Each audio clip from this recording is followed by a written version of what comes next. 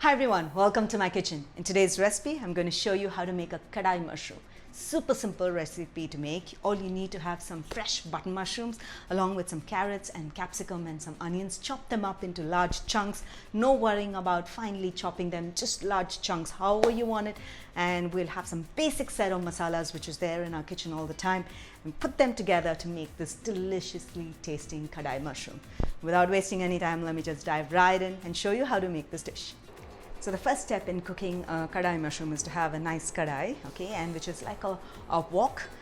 And to this I'm going to be adding some ghee, and I like cooking my Kadai mushroom in ghee or butter because it brings in a great taste. You can also add oil if you don't wish to add ghee.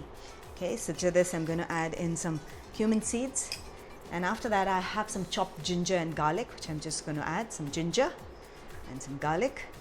And I'm going to add in my roughly chopped onions, large chunks, and I have my capsicum, which is green, and we'll add in some color with some red. You can also add in some orange. I like adding colored capsicums to my dishes because it brings in a lot of taste, and the red and orange capsicum brings in a little subtle amount of sweetness. So I'm going to go ahead and add in my carrots as well. And after this, I'm going to saute the carrots, capsicum and the onions until they become lightly softened, and you'll notice the onions also changing color and the carrots softening as well. You don't want it to become too soft and mushy, just about power cooked, has a good bite and it's completely cooked as well. So let's just stir fry all of this until we get the right texture and consistency.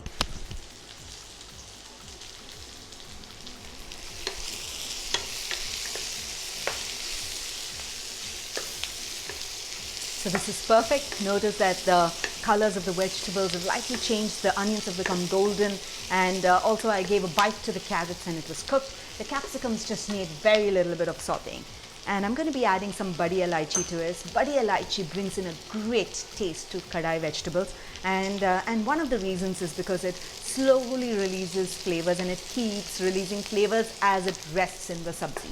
Okay, and I love adding to a lot of different dishes like makhanis, paneer butter masalas, and kofta curries, and kadai paneer, kadai vegetables, and a whole lot more. Okay, so this looks good. At this stage I'm just going to go ahead and add in the puree, tomato puree. Nothing, this is just 2 tomatoes which I just put it into the mixer grinder and then made it into a puree. No cooking, nothing. I just added the freshly pureed tomatoes. Okay, to this we'll add in all the masalas, which is a turmeric powder, some red chili, some cumin, which is jeera, a little bit of coriander, and some garam masala. There you go, and we are done. And we're going to add in a little bit of salt, and to this some mushrooms which I've washed, quartered and kept, and I used the stem up as well. And I'm going to be adding in some kasuri methi to this. There you go, and this is perfect. So now I'm going to give this a stir, and I'm also going to be adding just a little bit of honey to this to add to that subtle sweetness which balances all the flavors.